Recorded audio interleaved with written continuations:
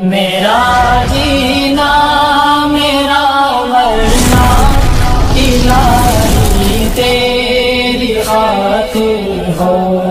علامہ نووی رحمۃ اللہ علیہ اس طرح زیادہ مشہور ہیں شارح مسلم کے نام سے۔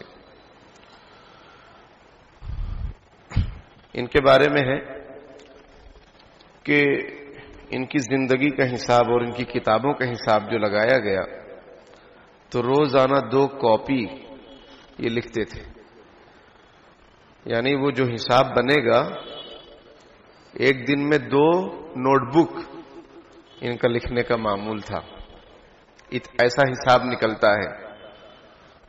تقریباً انہوں نے 18 کتابیں لکھی ہیں اور سب حدیث میں، تفسیر میں، بڑی بڑی کتابوں جیسے مسلم شریف، ابو داؤد شریف کی شرح مکمل نہیں ہو سکی، باقی یہ کہ مسلم شریف تو بہت معتبر کتاب ہے، بخاری کے بعد، قرآن کے بعد بخاری شریف کے بعد مسلم شریف، پوری دنیا میں سب سے صحیح کتاب جو مانی جاتی۔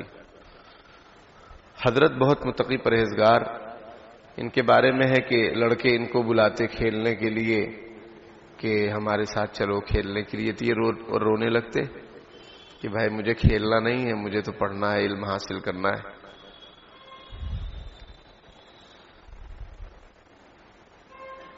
بہت ہی پرہیزگاری کی زندگی انہوں نے گزاری، پڑھنے لکھنے میں اور امت کو فائدہ پہنچانے میں ہی انہوں نے اپنی زندگی صرف کر دی، شادی بھی نہیں کی۔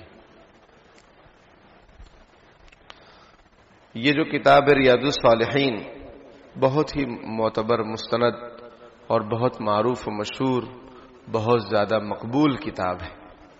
اس کے دروس ہر جگہ ہوتے ہیں، عرب میں، عجم میں، ہر جگہ۔ یہ جو جماعتیں نکلتی ہیں عربوں کی، اس میں اس کتاب کی تعلیم ہوتی ہے۔ وہ اردو کہاں ان کو آئے گی فضائل اعمال، تو وہ ریاض الصالحین کی تعلیم کرتے ہیں عرب حضرات۔ اور بھی ہر زمانے میں بزرگان دین نے، یہ 7ویں صدی ہجری کے آدمی ہیں، 7ویں صدی ہجری میں ان کی پیدائش ہوئی اور اسی میں ان کا انتقال بھی ہوا سن 600۔ ریاض الصالحین انہوں نے جو لکھی ہے، فرماتے ہیں کہ اس میں تقریباً 2000 حدیثیں ہیں اور سب معتبر مستند کتابوں سے لی گئی ہیں۔ حدیثیں رہتا نا بھائی، من گھڑت حدیثیں بھی چلتی ہیں، جو حدیث نہیں وہ بھی حدیث کے نام سے بیان ہوتی رہتی ہے، جیسے حب الوطن من الایمان، کہ ایمان وطن سے محبت رکھنا یہ ایمان ہے۔ حدیث شریف میں ایسا کچھ بھی نہیں ہے، آپ صلی اللہ علیہ وسلم نے یہ نہیں فرمایا ہے۔ یہ الگ بات ہے کہ آپ صلی اللہ علیہ وسلم کو وطن سے محبت تھی، مکے سے محبت تھی، لیکن یہ کہ یہ جو الفاظ کہے جاتے ہیں وہ حضور کے نہیں ہیں، معنی صحیح ہے، الفاظ صحیح نہیں۔ تو حضرت فرماتے ہیں علامہ نووی رحمۃ اللہ علیہ، محی الدین ابو زکریا، ان کا نام ہے ابو زکریا یحییٰ بن شرف النووی، کہ میں نے اس میں مستند اور معتبر کتابوں کے حوالے سے حدیثیں جمع کی ہیں، بخاری، مسلم، ابو داؤد شریف، ترمذی، ایسی معتبر مستند کتابیں کی حدیثوں کو انہوں نے جمع کیا ہے۔ اس میں کیا ہے؟ سب سے پہلے تو علامہ نووی رحمۃ اللہ علیہ نے جو مقدمہ لکھا ہے کتاب کی، جو انہوں نے سٹارٹنگ کی ہے، اپنی بات جو لکھی ہے، اس میں اللہ تعالیٰ کی تعریف ہے۔ اس کے بعد نبی اکرم صلی اللہ علیہ وسلم پر درود و سلام، تمام نبیوں پر درود و سلام انہوں نے پیش کیا، فرمایا کہ وما خلقت الجن والانس الا لیعبدون، کہ ہم کو اللہ پاک نے کیوں بنایا ہے؟ اپنی عبادت کے لیے پیدا کیا ہے۔ اور پھر عبادت کیسے ہوگی؟ غفلت جب دور ہو، اللہ تعالیٰ کے احکامات پر عمل ہو تو عبادت ہوگی۔ اس کے لیے حضرت نے فرمایا کہ میں نے یہ کتاب تیار کی ہے، اس میں صحیح صحیح حدیثیں میں نے جمع کی ہیں مختصر انداز میں، اور اس میں وہ باتیں ہیں کہ پڑھنے والا، سننے والا آخرت کی طرف متوجہ ہوگا۔ اس میں ہر لائن کی باتوں کو انہوں نے جمع کر دیا ہے، اخلاص، للہیت، تقوی، طہارت، الگ الگ سب کے چیپٹر ہیں، باب ہیں، اور اس میں قرآن کی آیت پھر حدیثیں اور صحابہ کرام کے واقعات، قرآن کی آیت پھر حدیثیں اور صحابہ کرام کے واقعات، یہی ہر الگ الگ باب کے اندر انہوں نے ذکر فرمایا ہے۔ فرماتے ہیں کہ جو بھی اس کتاب کو پڑھے گا وہ آخرت کی طرف متوجہ ہوگا، اس کا نفس پاکیزہ ہوگا، اس کے اخلاق درست ہوں گے، اس کا دل صاف ستھرا ہو جائے گا، اور اس کے اعضائے جسم گناہوں سے بچیں گے، چونکہ اس میں ایسی ایسی باتیں انہوں نے جمع فرما دی ہیں۔ فرماتے ہیں میں نے اس لیے ایسا کیا ہے کہ نیکی کی طرف بلانے والا بھی نیکی کرنے والے کی طرح ہے۔ آپ نے کسی کو نیکی کی دعوت دی، اس نے کیا تو آپ کو بھی ثواب ملے گا۔ تو حضرت فرماتے ہیں میں نے یہ کتاب لکھا ہے تاکہ اس کو لوگ سنیں، پڑھیں، وہ نیکی کی طرف آئیں گے تو مجھے بھی آخرت میں ثواب ملے گا، اللہ مجھ سے بھی راضی ہوگا۔ پھر انہوں نے پڑھنے والے کے لیے اور اپنے والدین کے لیے، اپنے اساتذہ کے لیے، اپنے دوست احباب کے لیے، تمام مسلمانوں کے لیے دعائے خیر کی ہے، اور پھر کتاب شروع کی ہے۔ بسم اللہ الرحمن الرحیم، باب الاخلاص و احضار النیہ فی جمیع الاعمال والاقوال البارزۃ والخفیۃ۔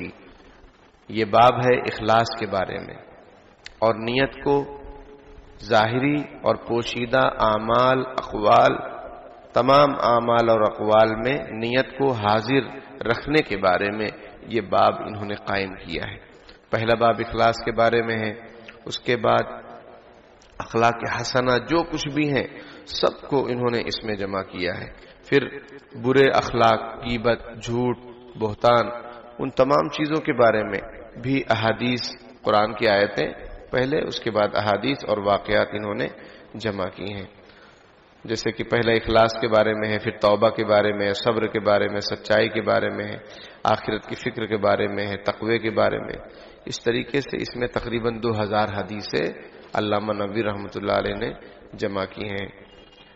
کھانے پینے کے ادب کے بارے میں ہے، کھانے پینے کے بارے میں ہے، لباس کے بارے میں ہے، نیند کے بارے میں ہے، سلام کے بارے میں ہے، مریض کی عیادت کے بارے میں، سفر کے بارے میں، قرآن کی فضیلت کے بارے میں، حج کے بارے میں، جہاد کے بارے میں، علم کے بارے میں، دعاؤں کے بارے میں، ان چیزوں کے بارے میں جن سے بچنا چاہیے، حدیث شریف میں جس سے منع کیا گیا ہے، وہ تمام ایسی اچھی اچھی باتوں کو حضرت نے اس کتاب میں جمع فرما دیا ہے۔ آج یہ کتاب شروع ہو رہی ہے، اللہ پاک سے دعا ہے کہ اخلاص الہیت کے ساتھ اللہ تعالیٰ اس کو شروع کرنے اور پائے تکمیل تک پہنچانے کی توفیق عطا فرمائے، اور حضرت کی جو نیت تھی وہ ہم سب کو نصیب فرمائے، اور اللہ پاک بہت جزائے خیر دے علامہ نووی رحمۃ اللہ علیہ کو کہ جنہوں نے یہ کتاب لکھی اور آج ہم اس سے فائدہ اٹھا رہے ہیں۔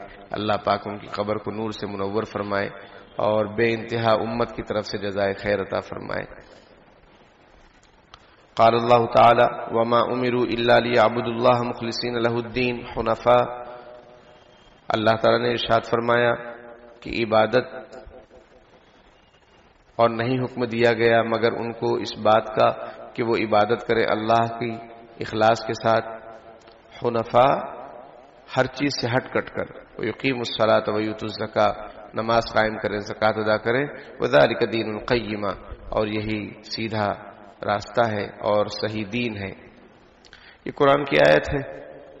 پہلا باب انہوں نے جو قائم کیا ہے علامہ نووی رحمۃ اللہ علیہ نے، وہ اخلاص کے بارے میں، تو قرآن کی آیت ایک پیش فرما رہے ہیں کہ اللہ تعالیٰ نے یہود و نصارہ کو اور پوری امت کو، پوری دنیا کے لوگوں کو یہ حکم دیا کہ عبادت اللہ کی جو کرے اخلاص کے ساتھ کرے، ہر چیز سے ہٹ کٹ کر۔ ایسا نہیں کہ بتوں کی بھی عبادت ہو رہی ہے، اللہ کی بھی عبادت ہو رہی ہے، نہیں، تمام چیزوں سے ہٹ کٹ کر۔ حنفاء کا مطلب یہ ہے کہ جو بھی باطل خدا ہیں، باطل چیزیں ہیں، ان سب چیزوں سے توبہ کر کے اپنے آپ کو بچا کر صرف ایک اللہ کی عبادت کرنا، اس کو بولتے ہیں حنیف۔ حضرت ابراہیم علیہ السلام کے بارے میں ہے کہ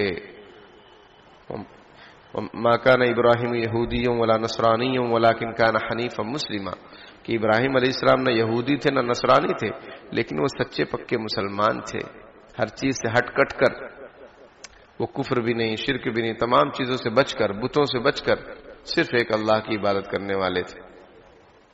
تو یہاں پر اس آیت میں بھی یہی فرمایا جا رہا ہے کہ ایک اللہ کی عبادت کرو اخلاص کے ساتھ۔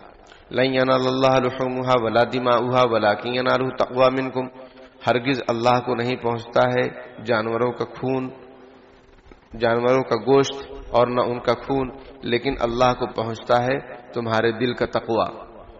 قربانی کے موقع پر زمانے جاہلیت میں عادت تھی کہ وہ لوگ جانور کو ذبح کر کے اس کا خون اپنے گھر میں لگاتے تھے، دیواروں پر لگاتے تھے کہ ہم نے جانور کو ذبح کیا۔ اللہ تعالیٰ نے فرمایا کہ ہرگز اللہ کو گوشت نہیں پہنچتا ہے، نہ خون پہنچتا ہے جانور کا، بلکہ کیا پہنچتا ہے تمہارے دل میں کیا شوق ذوق ہے، تمہارے دل میں کتنا احترام ہے، تمہارے دل میں کتنا تقوی ہے، اللہ کے لیے محبت ہے، وہ اللہ تعالیٰ تک پہنچتا ہے۔ خون بہانا یہ اللہ کا بے شک حکم ہے، لیکن تمہارے دل میں کیا ہے وہ اللہ کو پسندیدہ ہے۔ وقال تعالی قل ان تخفوا ما في صدوركم او تبدوه يعلمه الله، اللہ تعالیٰ فرماتے ہیں کہ آپ اے نبی صلی اللہ علیہ وسلم آپ کہہ دیجئے کہ اگر جو کچھ تم اپنے سینوں میں چھپاتے ہو یا ظاہر کرتے ہو اللہ تعالیٰ اس کو جانتا ہے۔ انہ علیم بذات الصدور، اللہ سینوں کے احوال کو جانتا ہے۔ آدمی کپڑا پہن رکھا ہے، اس کے دل میں کیا چل رہا ہے، سمجھ میں آئی بات؟ یہ سب اندر کا معاملہ ہوتا ہے، لیکن اللہ تعالیٰ کے لیے یہ سب چیزیں ظاہر ہیں، چاہے چھپائیں یا ظاہر کریں، اللہ تمام چیزوں سے باخبر ہے۔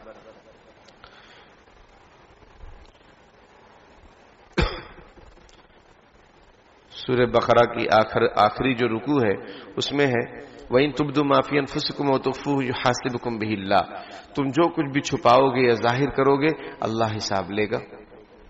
صحابہ کرام ٹینشن میں آ گئے کہ ہمارے دلوں میں تو عجیب و غریب خیالات آتے ہیں، اب اللہ تعالیٰ اگر حساب لیں گے تو ہمارا کیا ہوگا؟ سب بہت ٹینشن میں تھے۔ پھر اللہ پاک نے آیت نازل فرمائی لا یکلف اللہ نفسا الا وسعها، کہ اللہ آدمی کو اتنا ہی مکلف بناتا ہے جس کو وہ جو اس کے بس میں ہو، جو اس کے بس میں نہیں ہے، غیر اختیاری ہے، تو اس میں آدمی کی پکڑ نہیں ہوگی۔ یہ آیت نازل ہوئی تو صحابہ کرام کو بہت سکون ہوا۔ نبی اکرم صلی اللہ علیہ وسلم نے تسلی دی کہ جو تمہارے بس میں ہے، یعنی جو اپنے اختیار سے تم دل میں لاؤ گے اور پھر اس پر عمل کرو گے اس کا حساب دینا ہوگا، اور جو غیر اختیاری طور پر تمہارے دلوں میں خیالات آ جائیں، وسوسے آ جائیں، اس پر پکڑ نہیں ہوگی، اس پر پکڑ نہیں ہوگی۔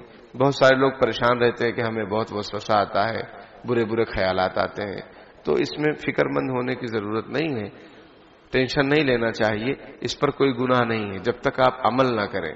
عمل کرو گے تو پھر پکڑ ہوگی، عمل نہیں کرو گے صرف خیالات آ رہے ہیں آنے دو، اس سے کوئی فرق نہیں پڑتا ہے، اس سے کوئی گناہ آپ کو نہیں ہوگا، کیونکہ قرآن کی آیت نازل ہو چکی ہے کہ اللہ تعالیٰ آدمی کو اتنا ہی مکلف بناتا ہے جتنا وہ کر سکے، جتنا اس کے بس میں ہے۔ خیالات کا آنا آدمی کے اختیار میں نہیں ہے، اس لیے اس پر پکڑ بھی نہیں۔ ہاں عمل کرنا، سمجھ میں آئی بات؟ کسی کے دل میں آ رہا ہے کہ یہ زمین خالی پڑی ہے چلو قبضہ مار لیں، حالانکہ وہ دوسرے آدمی کی ہے، وہ آدمی امراوتی چلا گیا ہے تو یہ قبضہ مار لیے۔ اب دل میں آ رہا تھا تو گناہ نہیں ہے، قبضہ مار لیے تو گناہ ہے، عمل کر لیے۔ تو وسوسوں سے پریشان نہیں ہونا چاہیے۔ صحابہ کرام نے نبی اکرم صلی اللہ علیہ وسلم کے سامنے عرض کیا اللہ کے رسول، ہمارے دلوں میں ایسے ایسے خیالات آتے ہیں کہ ہم جل کر کوئلہ ہونا پسند کریں گے، لیکن ان خیالات کو زبان پر لانا پسند نہیں کریں گے۔ آپ صلی اللہ علیہ وسلم نے فرمایا وَذَلِكَ صَرِيحُ الْإِيمَانِ، کہ یہ تو صریح ایمان ہے، یعنی اس کا مطلب ہے تمہارے دل میں ایمان ہے تبھی تم کو برا لگ رہا ہے، ورنہ جو کافر مشرک ہوتے ہیں ان کو کسی چیز کا ڈر ہوتا نہیں، ان کو کیا ٹینشن ہے کہ اللہ کو حساب دینا ہے کہ کتاب دینا ہے کہ کیا ہوگا، ان کو کوئی ٹینشن نہیں۔ تو نبی اکرم صلی اللہ علیہ وسلم نے ارشاد فرمایا کہ یہ تو تمہارے دل میں ایمان ہونے کی نشانی ہے۔ تو اگر کسی کے دل میں وسوسے آ رہے ہیں آنے دو۔ حضرت حاجی امداد اللہ مہاجر مکی رحمۃ اللہ علیہ فرماتے ہیں کہ وسوسے اگر آتے ہیں دل میں تو یہ سوچا کرو کہ اے اللہ اپنے دل کو کیسا بنایا ہے کہ اس میں کتنے عجیب و غریب خیالات آتے ہیں، اچھے بھی آتے ہیں برے بھی آتے ہیں. تو شیطان جو آپ کو پریشان کر رہا ہے وہ بھاگ جائے گا کہ یہ تو وسوسے سے بھی اللہ کو یاد کر رہا ہے. ہم تو وسوسہ ڈال رہے تھے تاکہ یہ اللہ سے دور ہو جائے، لیکن یہ وسوسے سے اللہ کی قدرت یاد کر رہا ہے. یہ تو معرفت یعنی اللہ کو پہچان رہا ہے، تو پھر شیطان بھاگ جائے گا. سمجھ میں آئی بات؟ بس آج یہ مختصر سا ہی درس ہے. انشاءاللہ آئندہ ہفتے سے احادیث کا سلسلہ شروع ہوگا. حضرت امیر المؤمنین عمر بن خطاب رضی اللہ تعالیٰ عنہ کی روایت ہے انما الاعمال بالنیات، وہ انشاءاللہ شروع کریں گے. اللہ تعالیٰ اس شروعات کو قبول فرمائے اور عافیت کے ساتھ پائے تکمیل تک پہنچائے، اور نبی اکرم صلی اللہ علیہ وسلم کی سچی پکی محبت اور آپ صلی اللہ علیہ وسلم کی اتباع کرنے کی توفیق عطا فرمائے، اور علامہ نبوی کو اللہ تعالیٰ جزائے خیر عطا فرمائے. وآخر دعوانا الحمدللہ رب العالمین.